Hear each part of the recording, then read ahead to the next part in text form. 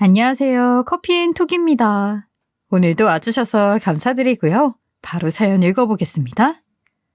사람과 어우러져 사는 것이 쉬운 일만은 아니죠. 마음이 통하는 사람을 만나기도 쉽지 않고요. 어린 시절에는 색안경을 끼지 않으니 금방 또래 친구들과 가까워지기도 하지만 세월이 한 해 두 해 흐를수록 누군가와 마음을 나누는 것이 자연스레 어려워지더군요.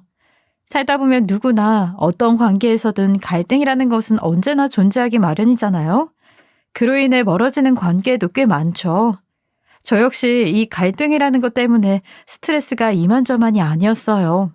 저에게도 관계 속에서 생기는 갈등이 끊이질 않는 사람이 한 명 있었어요. 바로 저희 시어머니입니다. 그런데 좋은 인연 덕에 갈등의 고리를 끊을 수 있게 되었어요. 어떻게 고부 갈등의 마침표를 찍을 수 있었는지 지금부터 그때 그날을 떠올리며 시작해보겠습니다. 저희 시어머니는 의사입니다. 결혼 초기에만 해도 날이선 말투와 칼 같은 성격의 시어머니를 대하기가 여간 어려운 게 아니었어요. 그 연세에도 어찌나 앙칼지게 말을 하는지 아무도 잘못을 하지 않았는데도 그렇게 눈치가 보이더라고요. 남편은 대체로 수더분한 편이라 저와 잘 맞았던 건데 남편은 그저 시아버지의 성격을 많이 닮았던 것뿐이었어요. 저에게는 아주버님이 한 분 계시는데 우리 부부보다 딱 3년 먼저 결혼식을 올렸죠. 그래서 제게는 동서지간인 형님이 한 분 계세요. 꼼꼼하고 차분한 성격의 형님은 저를 처음 봤을 때부터 참 잘해주셨어요.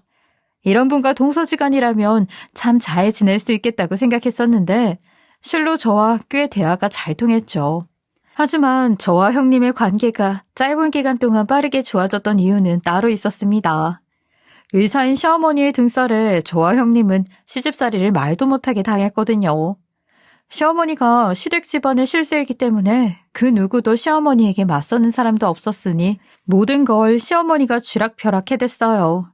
시아버지가 계셨지만 저희 남편과 같이 수더분한 성격이시니 늘 좋은 게 좋은 거지 하는 분이었어요. 시어머니가 너무 드세서 길을 제대로 펴지 못하셨고요. 그 속에서 숨통이 조여오는 건 오롯이 저와 형님뿐이었어요. 시댁 식구들은 이미 서열이 확실하게 정해져서 그런지 자기들끼리는 크게 왈가불가 거리가 없더라고요. 아무래도 시어머니와 조금이라도 더 먼저 만난 형님은 저보다도 많은 경험을 해보았으니 시어머니의 눈에 거슬리지 않게 행동을 하는 것 같았어요. 하지만 저도 제 주장이 강한 편이라 시어머니의 눈밖에 자주 나곤 했는데 그럴 때마다 시어머니의 시집살이는 더욱 심해졌어요. 도가 지나친 시집살이를 시킬 때면 형님이 꼭 시어머니로부터 저를 많이 옹호해주고 감싸줬어요. 제가 가족이 되기 전에는 형님은 늘 시키면 뭐든 해야 하는 줄 알았었는데 그게 아니라는 걸 저를 통해서 많이 느끼게 되었다고. 그래서 제가 시어머니에게 부당한 대우를 받는 것처럼 보이면 속이 너무 상하더래요. 그러면서 제가 들어오고 나서 이 묵은 채증이 싹 내려갈 만큼 속 시원한 적이 많다고 제 덕을 참 많이 본다며 고맙다고 하더라고요. 그러니 동서지간에 서로 힘이 되어 참 든든하고 좋았어요. 자주 형님과 비교를 하며 무시하고는 했는데 그때마다 형님은 제가 잘하는 것을 더욱 추켜 세워주며 제가 기죽지 않도록 해주었죠. 다른 사람들은 동서지간의 화합보다는 서로 경쟁하기 바쁘다고들 하던데 우리는 그러지 않아서 참 다행이라고 생각하곤 했어요. 가족이 되어 시간이 흐르면 흐를수록 더욱 돈독해지는 저와 형님의 관계 덕에 함께 어디 나가면 자매냐고 물어볼 정도였다니까요. 이런 말은 좀 그렇지만 남편보다도 더 신임이 가고 의지가 되는 사람이 바로 형님이었어요. 아마 형님이 없었다면 지금껏 결혼 생활을 유지하지 못했을 거예요. 시어머니가 저희에게 이렇게까지 악덕이 된 이유는 딱히 없습니다.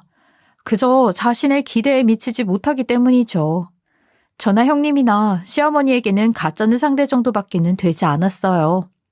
남편과 저 그리고 아주버님과 형님 이렇게 나눠 비교를 해보아도 남편들이 저희보다 썩 잘난 것도 없는데 말이에요.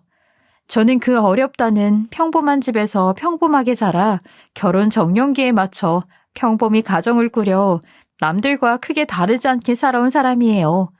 부모님의 직업도 탄탄하시고요. 부모님이 돈이 많은 건 아니지만 적당히 아끼며 큰 부족함 없이 그렇게 지내세요. 그런 저와는 달리 형님은 정말 힘들게 살았다고 했어요. 형님의 사정을 자세히 아는 것은 아니지만 대략 아는 것만 이야기하자면 어렸을 적 형님의 부모님은 헤어졌다고 들었어요. 가난에 찌들어 사는 것도 힘들었고 희망이 보이지 않는 앞날을 보낸다는 게 형님의 친정어머니에게는 더욱 버틸 수 없게 만든 이유였을 거라고 하더라고요. 그렇게 헤어진 뒤 형님의 친정어머님은 집을 나가고 친정아버지와 남동생이랑 방 한 칸 있는 옥탑방에서 살아왔대요. 처음부터 가난했던 것은 아니라고 했어요. 친정아버지가 작게 사업을 했었는데 성장세였던 회사에 위기가 생겨 부도가 나면서부터 힘들어지게 되었던 거죠. 부도를 막기 위해 동분서주하던 친정아버지가 스스로 희망을 버리고 삶의 의욕을 잃는 바람에 시간이 지날수록 점점 더 가난해져 갔다고 했어요. 그렇게 형님이 18살이 되던 해에 친정아버지는 세상을 떠나셨대요. 그런 열악한 환경에서도 형님은 공부에 대한 열정만으로 굳굳이 버텨 자신의 꿈을 이룬 대단한 사람입니다. 힘들게 살아온 형님의 과거를 어쩌다 저희 엄마도 알게 되었는데 그 후부터는 엄마가 형님을 참 살뜰히 챙겨주었어요. 가엾고 대견해서 마음이 자꾸 간다고 말이에요. 그래서 엄마와 데이트를 할 때면 꼭 형님께 연락해 셋이 함께 식사도 하고 쇼핑도 하곤 했습니다. 형님은 그런 저와 엄마에게 늘 고마워했어요. 가족의 빈자리를 언제나 느꼈는데 저와 엄마 덕에 그 빈자리를 조금씩 채워가고 있다고요. 시어머니는 자신의 직업에 대한 자부심이 굉장한 분이에요. 일 중독자라고 해도 과언이 아닐 만큼 지독했죠. 몇 년 전부터는 자신의 병원을 꼭 차릴 거라는 광대한 꿈이 생겼던 시어머니. 끝내는 투자를 받아 8층짜리 병원을 짓게 되었습니다. 그것도 서울 한복판에 말이에요. 가뜩이나 콧대가 하늘을 찌르는데 병원이 완공되어 운영을 시작하게 되면 얼마나 더 찌르게 될지 생각만 해도 끔찍했어요. 정가는 가족이었다면 너무도 축하할 일이었지만 끝없는 시집살이 때문에 시어머니에게는 이미 오만정이 떨어지느라 차마 축하해 줄 수 없었죠. 시어머니는 집안 사람 중 불편하거나 무서워하는 사람이 단 한 명도 없는 유아 독존입니다. 심지어는 자신의 남편인 시아버지까지도 깔보고 무시하면서 살았어요. 실질적인 위치가 시어머니가 가장 우세하기 때문에 우리 남편과 아주버님 모두 그런 시어머니를 존경하면서 또 동시에 무서워했죠. 시어머니의 벌이도 직업도 시아버지보다 스스로 더 잘났다고 생각하는 시모 탓에 시아버지는 그런 시모의 언행들에 혀를 내둘렀어요. 남편과 아주버님은 시어머니의 비율을 참 잘 맞췄는데 그건 무섭기도 하지만 아무래도 능력이 있으니 시어머니께 잘 보이면 콩고물이라도 떨어지겠지 하는 마음인 것 같았어요. 아무튼 두 형제가 시어머니에게 알랑방구 끼는 모습을 보면 남편이지만 재수가 없을 정도로 꼴 보기 싫었죠. 저만 느낀 것은 아니에요. 이 부분에서 형님과 얼마나 흉을 보며 이야기했다고요. 부모와 자식 간인지 직장 상사와 부하 직원인지 위치가 애매모호해 보일 정도였으니 좋은 소리가 나올 리 만무했어요. 사실 형님이랑은 남편들 흉보는 재미가 꽤 쏠쏠했어요. 친구나 남들에게 남편 욕을 하는 것은 제 얼굴에 침 뱉기와 같으니 조심하게 되는 게 당연하지만 유일하게 잘 통하면서 욕해도 마음 불편하지 않은 상대는 형님뿐이었죠. 하지만 남편들 흉보는 것보다도 더 저희 대화의 서두는 늘 시어머니였습니다. 결혼 전에도 시어머니를 보고 참 쉽지 않은 분이겠다고는 생각했지만 이렇게 괴로운 시집살이를 시킬 줄은 정말 꿈에도 몰랐거든요. 결혼 초기 시어머니의 시집살이 때문에 이혼까지 생각했던 그날을 떠올리면 아직도 속에서 천불이 날 정도예요. 저희 시댁은 신정 때도 모여서 온 가족이 함께 식사를 해요. 그런데 신정 이틀 전날 연말마다 바쁜 회사 탓에 며칠을 밤새가며 일을 해 몸이 많이 안 좋았어요. 업무적으로 마무리를 잘 끝내고 나니 긴장이 풀려 몸살 감기가 심하게 오더라고요. 열이 펄펄 끓고 온몸에 근육통이 와 누워있는 자세를 조금 바꾸는 것도 버겁게 느껴질 정도로 천근만근이었어요. 그래서 회사까지 병가를 내고 쉬게 되었고요. 남편은 아픈 저에게 쉬라고 한 뒤 신정날 혼자 시댁으로 갔어요. 평소 일을 할 때 정신이 없으니 웬만한 것은 시아버지에게 연락하라던 시어머니였기에 시아버지께 연락해 사정을 이야기했고요. 남편이 가기 전에 챙겨준 약을 먹었는데 약 기운이 돌아 잠이 쏟아지더라고요. 그래서 눈을 좀 붙이고 있는데 요란하게 전화벨이 울려대서 잠에서 깨었고 저에게 연락을 한 사람은 시어머니였어요. 다 잠긴 목을 가다듬고 전화를 받았는데 가족이 모두 참석하는 자리에 나오지 않았다고 난리를 치는 거예요. 너 지금 제정신이니? 어떻게 가족들이 다 모인 자리를 빠질 수 있어? 어머님, 죄송해요. 제가 몸살 감기가 와서 몸이 안 좋아서 차마 갈 수 없었어요. 회복되면 따로 찾아뵐게요. 회복되고 찾아오면 누가 널 반기기나 한다니? 그냥 감기 좀 온 거 가지고 엄살은? 여기서 바쁘게 일 안 하는 사람이 있어? 여기서 어디 하나 아픈 곳 없는 사람이 있느냐고. 오기 싫은 핑계도 가지가지네 아주. 어머님, 너무하세요. 엄살이라니요. 이틀째 고열과 오한으로 회사 출근도 못하고 이렇게 누워서 끙끙 앓고 있는데 어떻게 그렇게 말씀하실 수 있어요? 됐다. 변명 같은 거 듣기 싫어. 여기 감기 안 걸려본 사람 없다. 너처럼 유난 떠는 애는 또 처음 본다. 병원에 매일 오는 환자만 수십 명이지만 너처럼 엄살심한 환자는 없어. 어떻게 된 애가 배우다만 티를 이런 식으로 무식하게 낼 수 있는지 신기할 따름이구나. 의사시면 몸살 감기로 오한까지 오는 건 얼마나 아픈 건지 잘 아실 거잖아요. 오늘은 도저히 찾아뵐 수 없을 만큼 컨디션이 안 좋아서 어쩔 수 없었어요. 서운하신 마음 이해하지만 이번은 너그럽게 이해해 주시길 바랄게요. 아이고, 이게 어디서 배워먹은 말버릇이야? 니까짓 게 뭔데 이해를 하네 마네야. 어쩜 넌 하나부터 열까지 다 마음에 안 드는 행동만 하니? 어떻게 이런 것이 며느리로 들어왔어? 됐다. 아프던지 말던지 너랑 통화하다가는 내가 혈압 올라 먼저 쓰러지겠어. 의사라는 사람이 며느리가 아파 참석을 하지 못했는데 괜찮냐는 말 한마디 없이 쏘아대고는 그렇게 전화를 끊어버리시더라고요. 그날 이후 한 달을 넘도록 시어머니에게 시달려야 했습니다. 가족이 모두 기념하는 날에 혼자 아프다는 핑계로 잘도 쉬었으니 한 달 동안 평일 주말 할 것 없이 매일같이 시댁에 가서 저녁을 챙겨드려야 했어요. 시어머니는 제게 네가 지극히도 생각하지만 아파서 오지 못한 이 시부모님을 극진히 모시는 모습을 보여보라면서 저녁을 손수 챙겨달라고 하셨거든요. 그것마저 거절한다면 또 어떤 모욕을 당할지 너무도 예상되었기에 저는 그냥 순순히 따를 수밖에 없었어요. 정말 다행인 건 형님께서 이런 상황을 알고 시간이 될 때마다 시댁에 저녁상 차리는 절 도와주었다는 겁니다. 이번 병원 개업 날도 예외는 아니었어요. 대망의 의사 시어머니의 병원이 개업하는 날 전부터 저와 형님을 들들 볶았거든요. 개업 축하 파티를 위해 준비해야 했는데 손님상을 차리는 준비를 저희더러 손수 차리라는 거예요.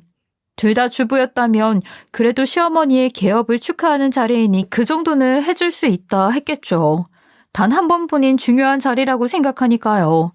하지만 저와 형님 둘 다 직장을 다니는 직장인이에요.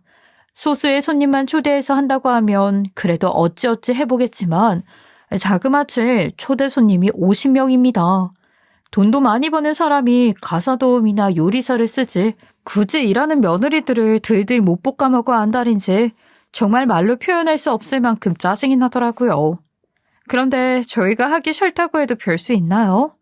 힘없는 남편들도 무조건 자기 엄마 말에 복종해야 한다고 귀에 딱지가 앉을 정도로 말하니 저희는 빼도 박도 못하게 형님과 둘이 50인분의 초대상을 차리게 되었어요. 안 하고 싶어도 만약 안 한다고 시어머니에게 반발이라도 했다가는 후폭풍이 더 셀 것 같아 정말 울며 겨자 맞기를 준비했어요. 그 많은 양을 준비해야 하니 며칠 전부터 분주하게 움직여야 했고 직장을 퇴근한 후에 시작해서 한참 늦은 밤에야 끝나 몸이 축나더라고요. 개원 당일 새벽에는 형님은 코피까지 쏟았으니 더 말할 것도 없죠. 그렇게 개고생하며 간신히 50인 상차림을 준비할 수 있었어요. 그래도 일하랴 초대상 준비하랴 열심히 했으니 시모가 칭찬해주겠지 하는 조금의 기대감은 있었어요. 평소 칭찬에 인색한 분이시기에 더욱 칭찬이 듣고 싶었던 것 같아요. 그런데 칭찬은커녕 고생해서 준비한 상을 당장이라도 엎어버리고 싶을 만큼 화가 나는 말을 하며 억지를 부리더군요. 어머님, 준비 다 끝났어요. 딱 맞춰 준비가 끝나서 다행이네요. 음식이 걱정했던 것보다 훨씬 더 잘 됐어요.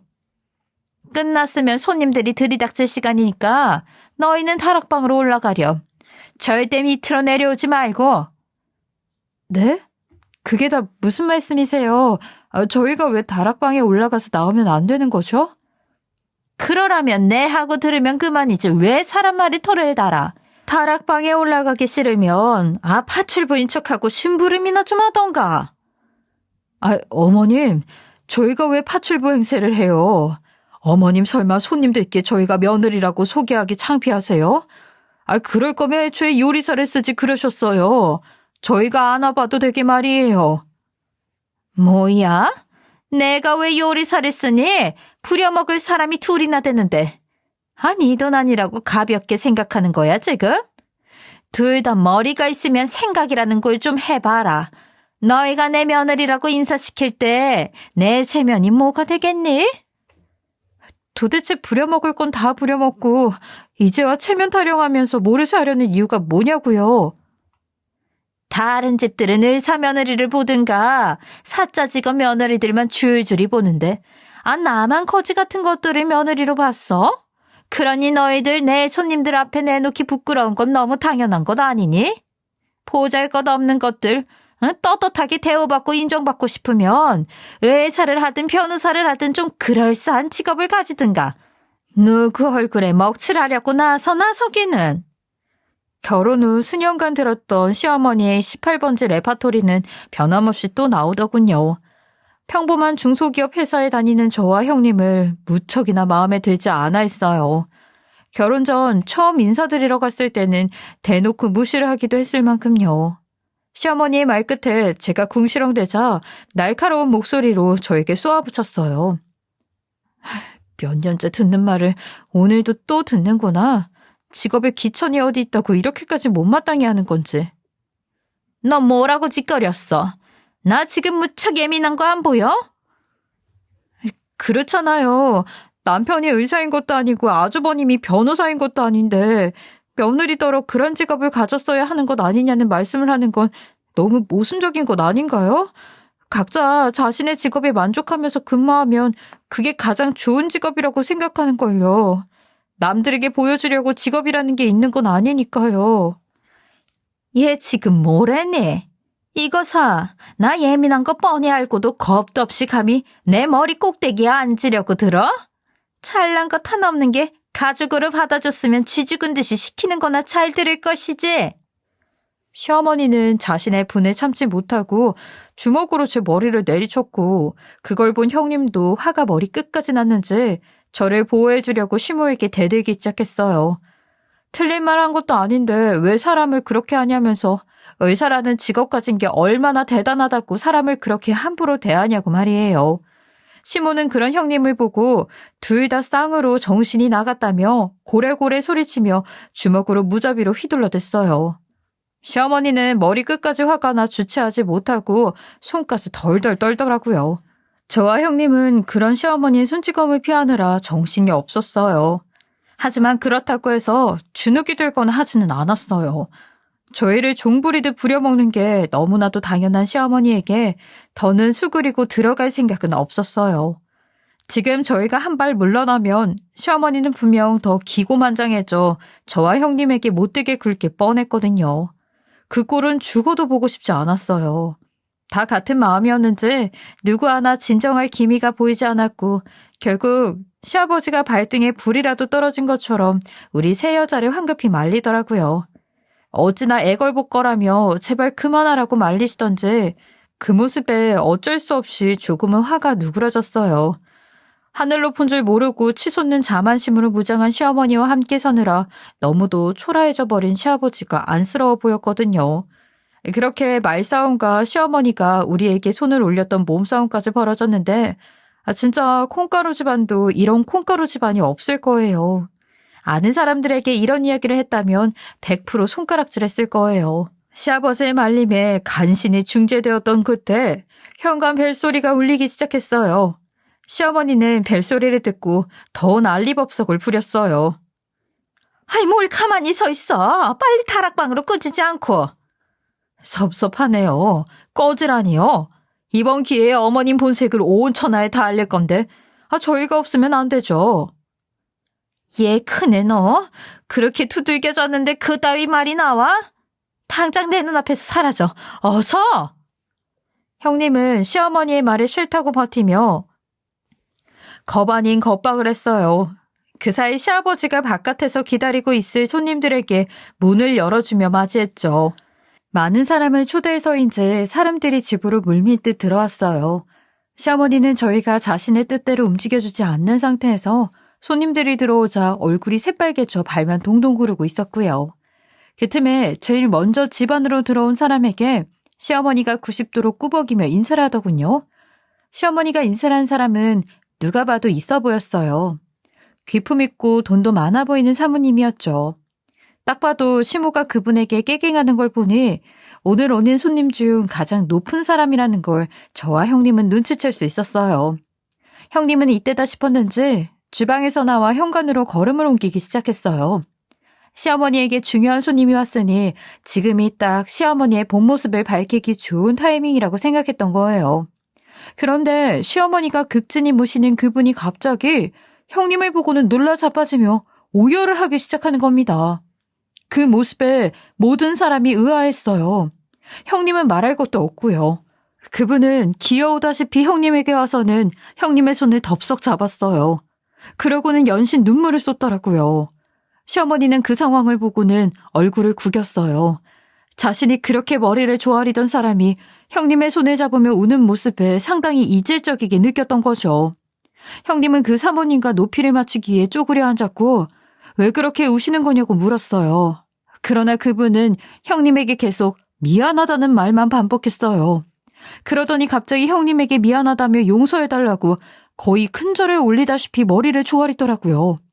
옆에 같이 서 있던 저까지 덩달아 큰절을 받는 상황까지 연출되었어요.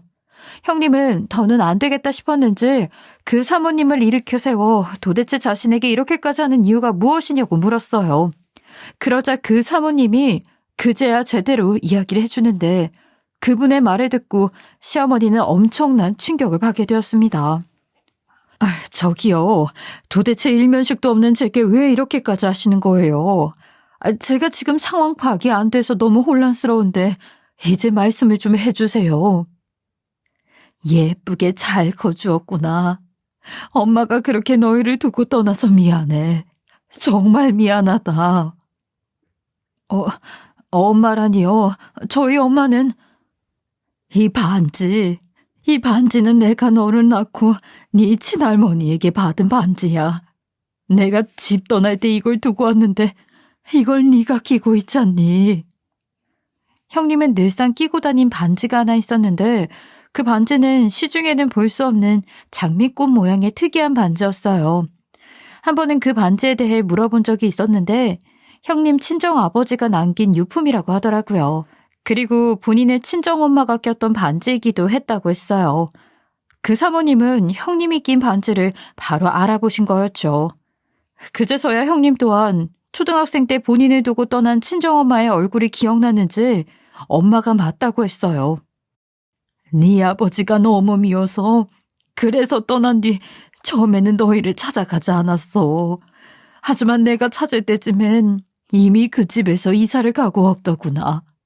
아무리 수소문해도 네 아빠 소식도 들리지 않아서 포기했었다. 미안해. 이 엄마가 면목이 없어. 엄마? 어떻게 이제야 만나? 얼마나 그립고 보고 싶었는데. 아빠는 세상을 떠난 지 한참 됐어요. 조금만 더 빨리 찾아오지 얼마나 원망했다고요. 이 못난 엄마가 미안해. 미안하구나. 형편이 좋아지면 너희를 데리고 오려고 했어. 그때까지만 네 아빠에게 맡기려고 했는데 시간이 이렇게나 흘러버렸구나.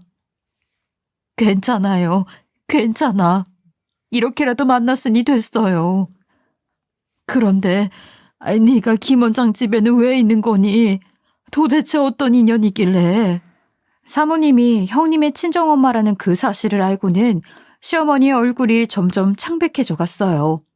사모님이 어떤 인연이냐고 물었을 때는 시어머니가 불안해서는 아랫입술까지 물어뜯더라고요. 형님이 자신에 대한 안 좋은 말이라도 꺼낼까봐 얼른 말을 가로채 고부관계라며 어필하는데 그 모습이 어찌나 우습고 기가 차던지 저희가 창피하다고 그렇게 성화할 때는 언제고 위기의 순간이라고 느끼니 자신의 입으로 고부관계인을 밝히는 꼴이 황당해 말이 안 나오더라고요. 상황이 어느 정도 정리가 된 뒤 시어머니의 개업 축하 파티가 시작되었어요. 형님과 사모님 덕에 다락방 신세는 면할 수 있었죠. 사모님은 형님이 계속 눈에 밟히는지 형님이 가는 걸음걸음마다 시선이 머물렀어요. 시어머니는 사모님 눈치를 보느라 정신이 없어 보였어요. 참 어이없던 것은 저희를 창피해하고 칭찬 한번 해본 적 없는 시모가 사모님께 형님의 칭찬을 늘어놓더라고요. 사모님은 너무나 좋아하셨지만 그 모습을 바라보고 있는 형님은 기가 차했어요. 그 꼴을 두고만 볼 수 없었는지 사모님과 시어머니에게 다가가 웃으며 이야기를 하기 시작하더라고요.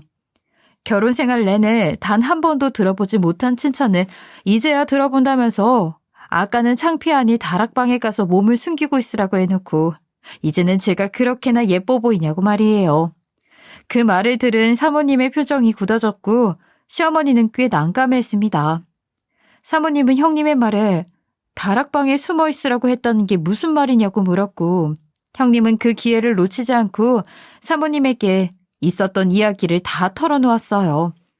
형님의 이야기를 들은 사모님은 점점 험상궂은 표정으로 변해갔죠. 그렇게 사모님, 그러니까 형님의 친정어머니께서 우리의 상황을 다 알게 되었고 시어머니에게 가만두지 않겠다는 엄포를 남긴 채 형님과 저를 데리고 그 자리를 박차고 나왔어요. 저희를 한사코 데려다주고 싶다는 형님의 친정어머니 의견에 저희는 차에 올라탔고 가는 내내 시어머니로 인해 받았던 고충들을 다 털어놓았어요. 그간 당했던 시집살이도 저희가 의사나 사자 직업이 아니라 창피하다는 이야기도 개업날을 위해 저희를 들들 볶았던 것도 모두 다요. 저와 형님이 겪었던 이야기를 다 들으시고는 저희에게 그냥 넘어갈 문제가 아니라며 절대 가만히 둘 수 없다며 이를 갈았어요. 그러면서 저희는 아무것도 하지 않아도 된다고 자신이 직접 혼쭐을 내주겠다고 말씀하시더라고요. 그리고 곧 그 말씀의 뜻을 알게 되었습니다. 알고 보니 시어머니가 형님의 친정어머니에게 깍듯했던 이유는 투자 지분의 대부분이 형님의 친정어머니 것이기 때문이었어요. 형님의 친정어머니는 유명 병원의 원장과 재혼하게 되었을 때 시어머니는 처음 알게 되었는데 재혼 후 새 남편의 도움으로 의류 사업을 시작하게 되었고 순전히 자신의 실력으로 사업을 성공적으로 키워 의료업계에서는 남편보다 훨씬 유명 인사가 된 분이더라고요. 겸손하게 자신의 위치를 말씀하긴 했지만 어떻게 들어도 참 대단한 분이셨어요. 그런 분께서 저희의 뒷배가 되어준다고 하니 너무도 든든하더라고요. 시어머니에 대한 복수는 일말의 망설임도 없이 착착 진행되었어요. 형님 친정어머니의 파급력은 정말 상상 그 이상이었어요. 시어머니와 투자 관련된 계약서를 작성할 당시 계약서에 원금을 보장한다는 내용 및 녹음까지 해두었던 형님의 친정어머니는 투자금을 회수하기 위해 나섰어요. 그리고 자신이 병원에 납품하기로 한 의료품까지 모두 취소해버렸죠. 이 소식에 시어머니는 형님의 친정어머니를 찾아가게 되었어요. 그때 마침 형님과 함께 있었다고 해요. 형님이 알려준 바로는 처음에는 도대체 어떻게 된 일이냐며 이제 막 개원해서 자리를 잡으려면 기한이 걸리는 걸 알면서 왜 돌연 투자금을 회수를 하려는 것이냐고 따졌다고 해요. 형님의 친정어머니는 그런 시어머니에게 자신의 딸을 소중히 여기기는커녕 사람을 종부리듯 대하는 인성에 더는 엮이고 싶지 않다고 했고 시어머니는 오해의 소지가 있는 것 같다며 먼저 대화로 풀자고 했다더라고요. 하지만 시어머니에게 법적 끝까지 시시비비를 가리고 싶은 것이 아니라면 도발하지 말라고 강하게 밀어붙였어요. 그러니 눈치 빠른 시어머니는 태도를 바꿔 형님의 친정어머니 앞에서 무릎을 꿇고 싹싹 빌며 애원하기 시작했지만 눈 하나 깜짝하지 않으셨고 성과도 없이 시어머니는 돌아가야 했답니다. 그리고 곧 형님의 친정어머니가 투자금 회수를 한다는 소문이 퍼졌고 그분을 믿고 투자했던 분들이 대다수였던 터라 관계가 깊은 투자자들은 모두 투자금을 돌려달라며 시어머니를 찾아오기 시작했어요. 그뿐만이 아니었어요. 시어머니의 병원에 대한 흉흉한 소문까지 점차 돌기 시작했거든요. 병원장의 인성 문제가 논란이 되어 퍼지게 된 건데 병원을 개업한 지 딱 2주 만에 퍼진 소문이었어요. 그도 그럴 것이 투자금 회수를 하겠다며 매일같이 찾아오는 투자자들과 얼굴을 붉혀야 하니 일이 손에 안 잡혔던 거겠죠. 그렇게 정신이 없는데도 진료를 강행한 시어머니는 정작 진료를 받기 위해 찾아온 환자들의 말은 귀 기울이지 않았고 그러면서 생긴 오진으로 인해 다툼이 생긴 것이 영상화되어 빠르게 퍼지게 되었던 거였어요. 그걸로 인해 2주 만에 손님이 뚝 끊겼고 다른 투자자들도 그 소식을 접한 뒤 더욱더 난리가 났던 것이었죠.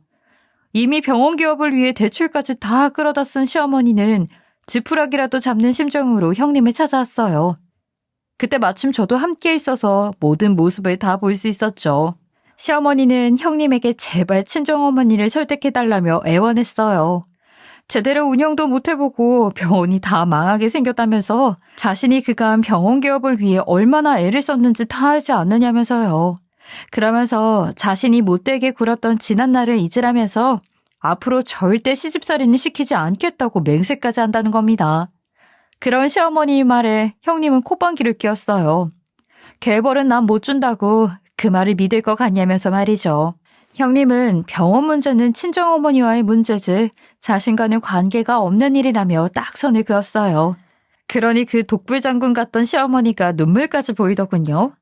하지만 형님은 그런 시어머니에게 불편하니 그만 가주라면서 등을 돌렸고 시어머니는 아무 성과도 없이 추한 모습만 보인 채 돌아갔어요. 그리고 병원은 개업 몇 달 만에 망하고 말았습니다. 그렇게 한순간에 빚더미에 앉은 시어머니는 대출빚과 투자금을 갚기 위해 고군분투해야 했어요. 하는 수 없이 또다시 형님의 친정어머니에게 찾아갔어요. 이번에는 투자금이 아닌 일자리를 구걸했죠. 염치 없지만 일자리가 필요합니다. 병원이 망해서 당장 사모님의 투자금도 마련할 수 없는 상황이에요. 열심히 일해서 최대한 빠르게 갚을 테니 예정을 생각해서 이번엔 내치지 말아주세요. 소식 접했습니다. 참 안타깝게 되었어요. 그런데 어쩌죠?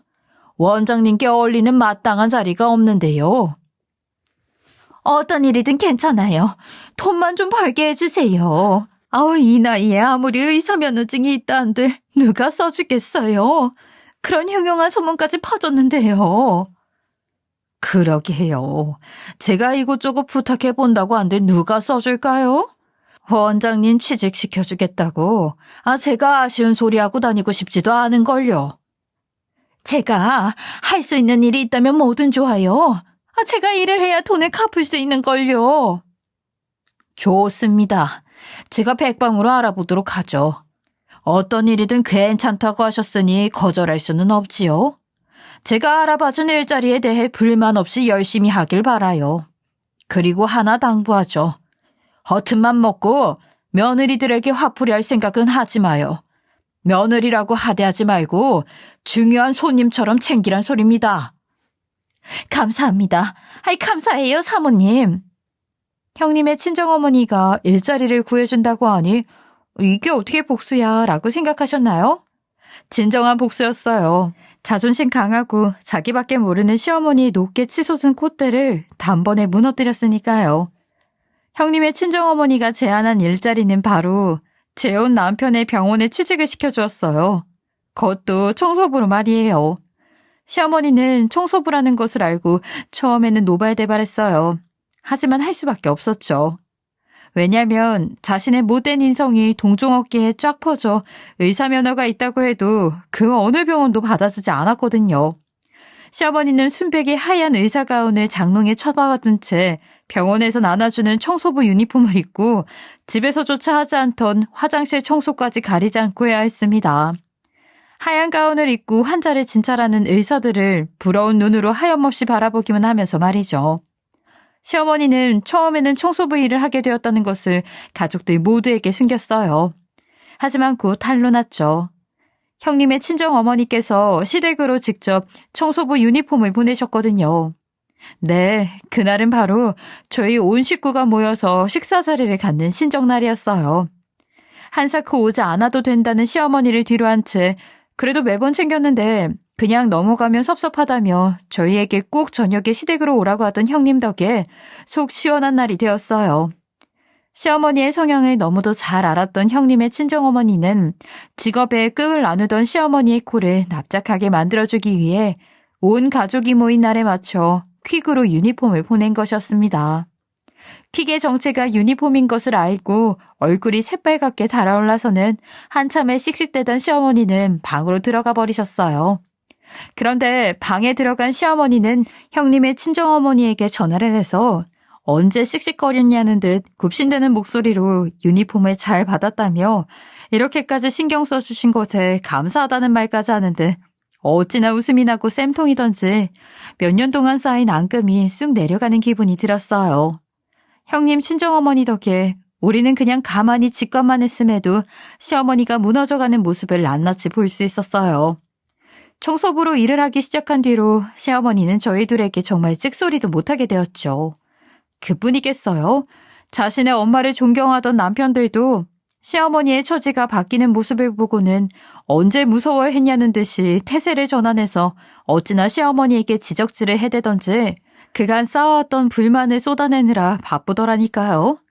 그러면서 저와 형님에게 어찌나 잘하던지 형님 친정어머니 덕에 힘이 저희 쪽으로 쏠리자 금세 줄을 갈아타는 거죠. 그 모습을 보는데 모전자전이라는 말이 괜히 있는 것은 아니구나 싶더라고요. 저는 형님을 잘 둔 덕에 시어머니에게 복수도 하고 시집살이도 더 이상 안 당하게 되었어요. 시아버지도 예전에는 시어머니 눈치를 보느라 저희에게 살갑게 대해주지 못하셨는데 지금은 너무도 가깝게 지내고 있고요. 벌써 이 일이 2년이나 지났어요. 시어머니는 청소부 일을 여전히 하고 있어요. 언젠가는 다시 의사생활을 하겠다며 일을 가시지만 그날이 언제가 될지는 모르겠네요. 될 수나 있을련지도 말이에요. 저와 형님은 2년이 지난 지금도 여전히 사이가 좋습니다. 바뀐 것이 하나 있다면 저희 친정엄마와 형님 친정엄마까지 너무도 가까운 사이가 되었다는 것이에요. 형님 친정어머니의 소식을 몰랐을 때 형님을 딸처럼 아껴준 것이 너무도 감사하다며 저희 친정엄마에게 식사 대접을 해준 적이 있는데 그때 두 분이 너무도 잘 통하더라고요. 그 후로는 자주 시간을 가지고는 해요. 인연이라는 것은 참 신기하고 또 무섭기도 한 것 같아요. 못된 사람은 어떻게든 그에 맞는 죗값을 치른다고 하잖아요. 그게 인연에서 비롯된 말은 아닐까 하는 생각이 듭니다. 누구에게나 공평하고 겸손하고 평등한 사람은 어디서든 인정받고 그에 맞는 대우를 받지만 양육강식이 강하고 차별하는 것이 너무도 당연하게 여겨지는 사람은 결국 자신 또한 약자에 섰을 때 큰 값을 치르게 되니까 말이에요. 좋은 인연이 제게 닿아 이렇게 좋은 날들이 많아진 행운을 평생 놓치지 않고 간직하고 싶네요. 제 긴 사연 들어주신 채널 애청자분들께도 좋은 인연을 만나는 행운이 가득하시길 소망합니다. 감사합니다. 지금까지 커피앤톡이었습니다. 오늘도 끝까지 함께해 주셔서 감사하고요. 다음 영상으로 또 찾아뵙겠습니다.